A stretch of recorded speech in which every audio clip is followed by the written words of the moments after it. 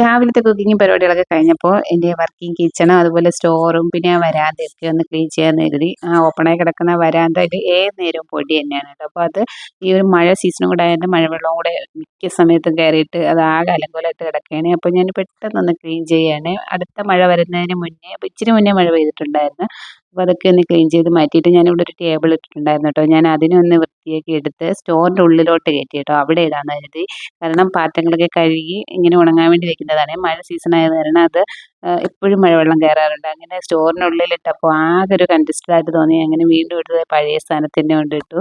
അങ്ങനെ വീണ്ടും ആ പാത്രങ്ങളൊക്കെ ഒന്ന് വൃത്തിയാക്കി എടുത്ത് അവിടെ തന്നെ അങ്ങ് വെക്കുകയാണ്. കാരണം മഴ പെയ്യുമ്പോഴേ ഉള്ള ഒരു ബുദ്ധിമുട്ട്, അല്ലെങ്കിൽ പ്രശ്നമൊന്നുമില്ല. അങ്ങനെ ഇനിയിപ്പോൾ ഈ ഒരു ക്ലീൻ പരിപാടികളൊക്കെ കഴിഞ്ഞല്ലോ. ഇനിയിപ്പോൾ ഉച്ചയ്ക്കത്തെ പരിപാടികളൊക്കെ അടുത്ത് തുടങ്ങണം. നിങ്ങളിപ്പോൾ കാണുമ്പോൾ 1 മിനിറ്റ് താഴെയുള്ള ഒരു വീഡിയോ അല്ലേ, പക്ഷെ 1.5 മണിക്കൂർ എടുത്താണ് ഈ ഒരു ജോലി കംപ്ലീറ്റ് ആയിട്ട് ചെയ്തത്. എന്തായാലും മൊത്തത്തിലൊന്ന് ഉഷാറായിട്ടുണ്ട്.